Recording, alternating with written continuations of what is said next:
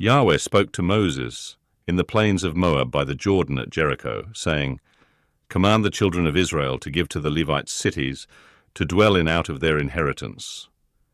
You shall give pasture lands for the cities around them to the Levites. They shall have the cities to dwell in.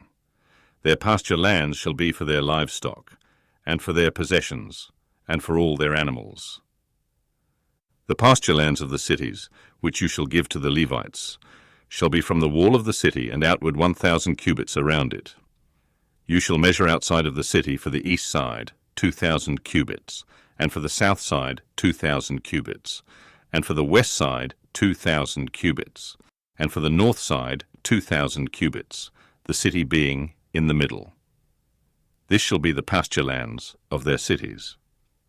The cities which you shall give to the Levites, they shall be the 6 cities of refuge, which you shall give for the manslayer to flee to. Besides them, you shall give 42 cities. All the cities which you shall give to the Levites shall be 48 cities together with their pasture lands.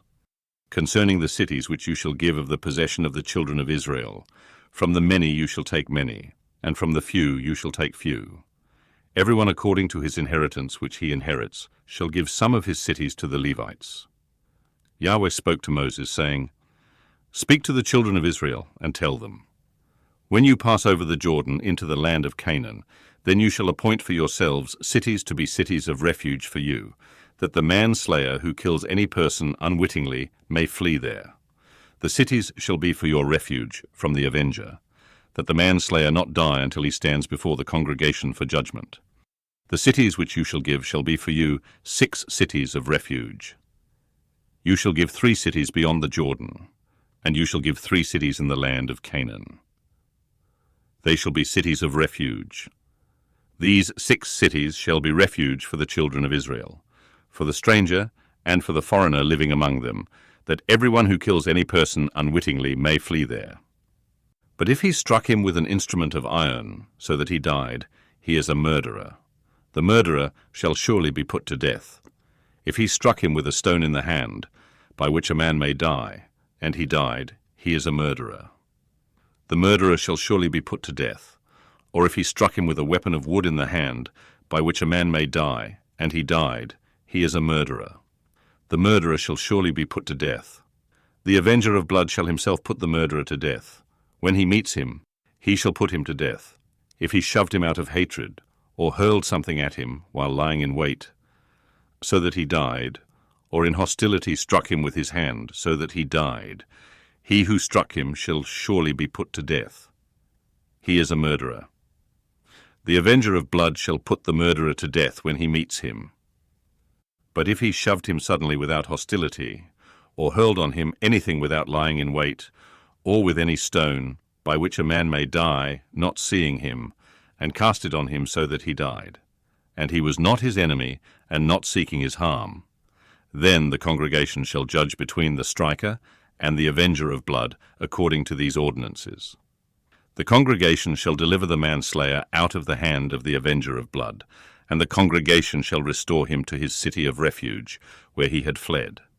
He shall dwell therein until the death of the high priest, who was anointed with the holy oil.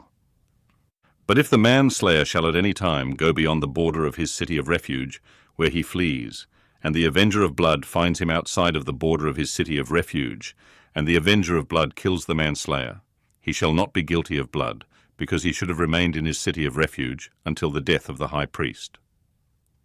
But after the death of the high priest, the manslayer shall return into the land of his possession. These things shall be for a statute and ordinance to you throughout your generations in all your dwellings. Whoever kills any person, the murderer shall be slain based on the testimony of witnesses. But one witness shall not testify alone against any person so that he dies. Moreover, you shall take no ransom for the life of a murderer who is guilty of death. He shall surely be put to death.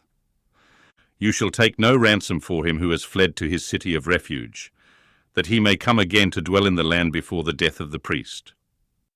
So you shall not pollute the land where you live, for blood pollutes the land.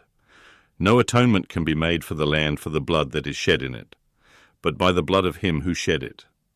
You shall not defile the land which you inhabit, where I dwell, for I, Yahweh, dwell among the children of Israel.